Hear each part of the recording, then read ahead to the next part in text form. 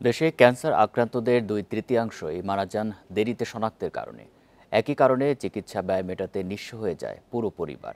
প্রাথমিক পর্যায়ে শনাক্ত হলে ৮০% রোগী স্বাভাবিক জীবনে ফিরতে পারেন বলে জানিয়েছেন বিশেষজ্ঞরা। শুক্রবার রাজধানীতে ক্যান্সার সম্মেলনে এসব তথ্য উঠে আসে।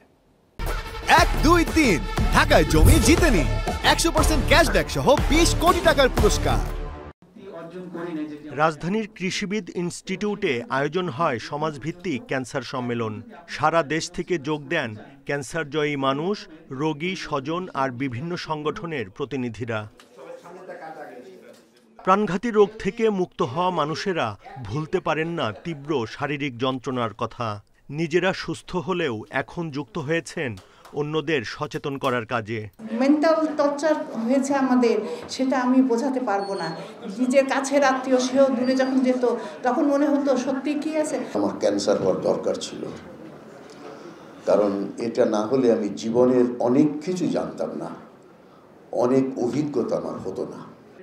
সম্মেলনে আলোচকরা বলেন, স্বাস্থ্য বীমা না থাকায় নিঃস্ব হচ্ছে হাজার হাজার পরিবার। এর জন্য প্রয়োজন নীতি নির্ধারকদের সুদৃষ্টি। সম্পদ বিক্রি করে আমরা ক্যান্সারে ফাইন্যান্স করতে চাই না। তার মানে আমাদের একটা অর্গানাইজড কিছু থাকার দরকার, যেরকম অর্গানাইজড স্ক্রিনিং সেরকম অর্গানাইজড একটা তহবিল থাকা দরকার। একজন রোগী মারা যাচ্ছে, যে প্যালিয়েটিভ কেয়ারের যে জায়গাটা, এখানে যাদের আত্মীয় স্বজন এই পর্যায়ে থাকে, আপনি কতদিন বাঁচবেন সেটা তো জানেন না। সেখানে আপনি স্পেশালাইজড হাসপাতালে কতদিন রাখবেন? এই জায়গাটা, এই বিছানাটা কম খরচে কিভাবে তৈরি করা যায় আমাদের ভাবতে হবে। সচেতনতার অভাবে বেশিরভাগ মানুষের ক্যান্সার শনাক্ত হয় শেষ পর্যায়ে। বিশেষজ্ঞরা বলছেন, প্রাথমিক অবস্থায় শনাক্ত হলে অনেকেই ফিরতে পারেন স্বাভাবিক জীবনে।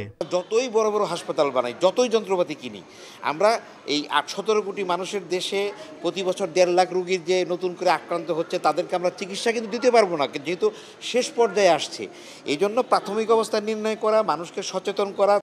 ক্যান্সার নিরাময় সম্ভব নয় এমন ব্যক্তিদের উন্নত সেবার জন্য প্রশিক্ষিত জনবল বাড়ানোর তাগিদ দিয়েছেন আলোচকরা।